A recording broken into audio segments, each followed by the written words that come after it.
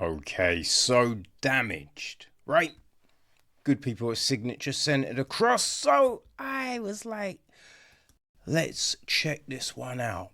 It is directed by Terry McDonough, written by Koji Steven Sakai, Paul Aniello, and Gianni Capaldi. The film is produced by Paul Aniello, Roman Kopovich, and Gianni Capaldi. It's executive produced by Barry Brooker, Matthew Helderman, Greg Sinako, Luke Taylor, Roman Various de Lesnago, and Stan Wertelib. It is co-executive produced by Josh Spector, Andrew Lee, associate produced by Chris Brawley, Kenneth Horry, I think that's how you pronounce it, right? And John Sturt, with line production from John Adams. Music was handled by Andrea Rodolfi. Matthias Posch was down with the cinematography. Sean Abbottson, Luis de la Madrid, and Kurt Nishimura took care of the editing. Elaine Granger was down with the casting, you know. Production design, we have Viviana Panfili, Sean Colvin was art direction. Costume design, we have Chiara Avasano. Hair and makeup is Viviane Simpson, Delia Leatham, Marta Kowalczyk, Samantha Jack, and Madeline Jewell. Okie dokie. So the cast. We have got Samuel L. Jackson as Detective Dan Lawson. There's DCI Glen Boyd, played by Gianni Capaldi.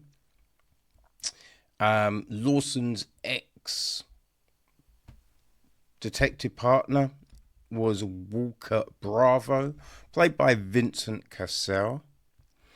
We've got Boyd's boss, Laura Kessler, played by Kate Dickie, right? Who you might remember from when we looked at The Veil. There's Colin McGregor, played by John Hannah, right? Oh, yes. Boyd's wife, Marie, is played by Laura Haddock. We got Avery Thompson, played by Brian McCarty. There's Elizabeth Walsh, played by Elaine C. Smith. The Grand Master of the Cult is played by Robert Jack. John Arnold, another detective. We have Sarah Christie, who was the ex of Lawson. She is played by Samantha Coogan. Right, Mrs. Hall, played by Elizabeth Rose Ewing. Grace Hall, played by Emma Findlay. Captain Ford, played by Mark Holden. Detective Lisa Chowdhury, played by Sereni Kay. Abigail Myers, played by Nicolette McCowan. That's our main lot of people, I would say, right? So supposedly the story was created by Gianni Capaldi and Paul Aniello. I believe this is Aniello's first writing credit. But when you see that Koji Steven Sakai also wrote The Commando, which we looked at probably 3 years ago, might have been 2 years ago, right? And Boneyard from last year, you know, the one starring Mel Gibson and 50 Cent. I think that tells you a lot about this film. Right, the gist is this. Chicago detective Dan Lawson travels to Scotland to link up with Scottish detective Glen Boyd, following the resurgence of a serial killer whose crimes match an unsolved case he investigated 5 years previously. So, you know, it's one of those typical stories, right? It's one of those typical stories. It does feel very convoluted. Feels very like at the beginning we have this woman. She's at a place, she leaves, and we can straight away see she's being followed, right? Being followed by a man in a hood, like a raincoat type of thing. She goes home, doesn't turn any lights on, which is always an odd one, because I feel people, for the most part, turn your lights on when you get home, unless you come home and, you know, you've got a partner and they're asleep, right? So you'd be, I don't want to wake them up. You know, that's the only time when you're not going to turn. Otherwise, you're probably turning lights on, you know. But she doesn't turn lights on. There's a knock on the door, right? So it's dark. It's late at night. And it's like, it's a delivery. Now, firstly, right? You usually know if you've ordered something. You know if you've ordered something, right? There's every now and again I've ordered something and it's taken so long and it's kind of forgotten. But I'm like, wait, delivery? And you question it. And then be like, oh yeah, Amazon. And you be like, oh fuck, yeah, it's that thing, right? But it's late at night. So this girl just opens up the door, which doesn't make any sort of sense. Doesn't make any sort of sense. And then it all goes south, right? All goes south. Now, we have a bit where she, in this struggle before it's, you know, there's a chance, it looks like there's an opportunity for her to get away, but for whatever reason, she does not. And again, it's one of those things in these films, and you're just like, the person would run. Like, no one's staying. No one in their right mind is staying there. You know what I mean? But, so this happens. Then we jump to Chicago. And, you know, an officer tells Lawson, hey, have you seen this? And blah, blah, blah. And then it's like, it's in Scotland. You're going to Scotland. So then he travels all that way. It's kind of odd the way it's all being shot and everything, because although we've got Lawson now in Edinburgh, for the most part, he doesn't seem to be going around with Boyd. And you're just like, okay, if they brought him across to help with this case, how is it he's not with Boyd most of the time? Right? Now, obviously, it's probably down to the amount of days they had Jackson for, you know? But it's a weird one with the story, and it's not explained, right? It's just not explained. But then you bring in Lawson's ex-partner, who just happened to be in Edinburgh. And like, firstly, you'd think when he's, told, oh, these murder, it happened in, Edinburgh, Scotland, so you'd be like, fuck, my old partner's in Scotland, he lives there. But that doesn't happen. But yeah, his partner's there. And then suddenly he's all up in the place. And you're just thinking, I don't know if the police are just going to be randomly talking to this other guy. You know? Obviously, he's got this connection to the stuff that happened 5 years ago. But still, it was very, very odd. And you've got Boyd meeting up with Walker without Lawson.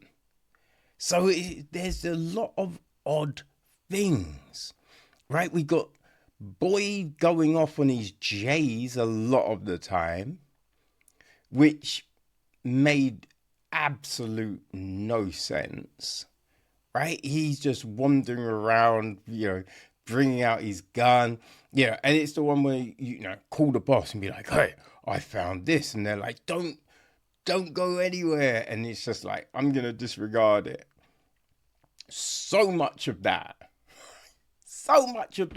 when you're just thinking, they're just muddying the case, right? You would just draw that person away. You're like, you're off the case. But it never happens, right? Never happens. So we just have all of these weird kind of story elements that don't seem to align in a sensible way, Because that's the big thing. It needs to be sensible. And I think you can really see where this is going. You really see where it's going. Now, they do pull this extra switch towards the end. And you do go, oh no. Like, it is just, ugh. It's so ridiculous. The ending is so freaking ridiculous. It hurts. It really does. And because throughout, right, they are kind of showing you the face of one person. So okay, it can't be this because they keep on showing us this person, right? And we're seeing that early on. So it's not a film when you do that, right? There's going to be more. There's always more when that happens, right? If you're seeing something early, that's not going to be the thing at the end, right? So they're doing all of this. And as I said, it just gets super, super messy, super convoluted. And it just does not feel, it doesn't feel realistic, And there's the thing, it's meant to be this hard-boiled crime thriller. But it just is a little bit laughable. And then we get to this end sequence, like the last 15, 20 minutes, which all feels kind of unnecessary, right? Feels kind of unnecessary because you just think, why? Right? That is the big one. It's just like, why? If you had the opportunity just to end everything, why wouldn't you? Right? Why wouldn't you do that? And then we have This other thing, which, again, you know it's not going to lead to what this person wants it to lead to, and then we're just treated with this end shot. This end shot, which is so unnecessary. It is so pointless. And you're just like, why is that there? Like, why is that there? It's not like this film is getting a sequel. It's not getting a sequel. It's going nowhere else. It's just, it's bonkers. It's kind of bonkers. But this, I would say, this isn't for the people that like the hard boiled thrillers. You know, the stuff like Seven, right? Along Came a Spider, Kiss the Girls. This isn't for those people. You know what I mean? This is for the crew, right, that enjoyed Boneyard. That is, who's going to get down with this one. If you had a lot of fun with that, then I think, I think you are going to enjoy Damaged. I think if you liked Altered Reality, from a few weeks back, I think you're going to enjoy Damaged. If you enjoyed Fast Charlie, you're probably going to enjoy Damaged, right?